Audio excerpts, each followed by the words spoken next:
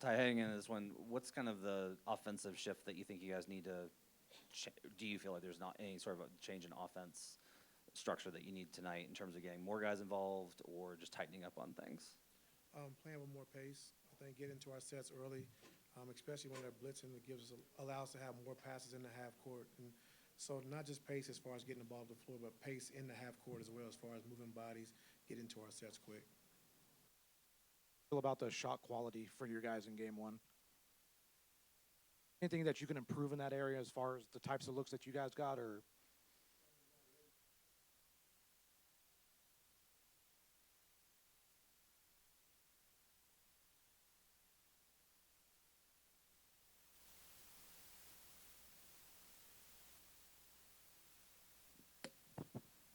I asked David Alman about some of the things that he tried. And when you look at experimentation in a playoff series, how do you kind of balance, all right, we want to try this, but we want to make sure that it doesn't go on too far? Like, how do you manage that in a game with trying these different things and giving it a chance to work versus not letting it hurt you if it's not working?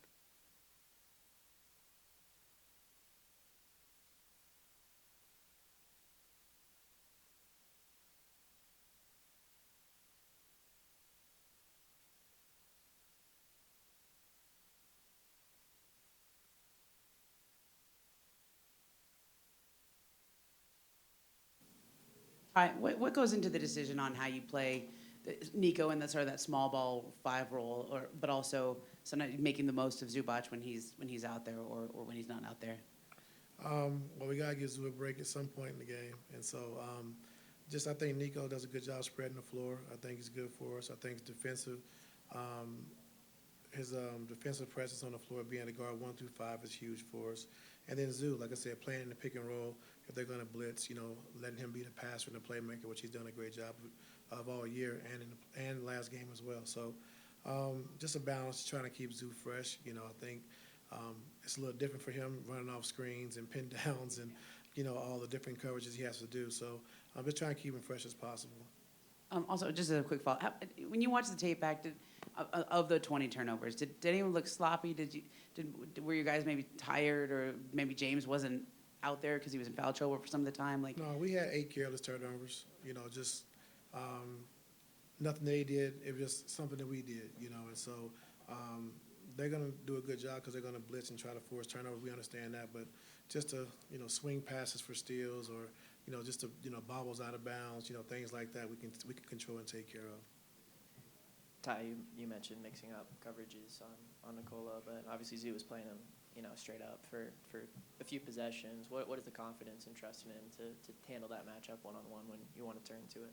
Yeah, I like Zoo, on the post guard and one-on-one because if you come double, like you said, he'll pick you apart with his passing. But when we're small, we got to mix it up and read it, going at the right times. But, if Zoo has him on the post, we can come at times, but I like what he does down there on the block.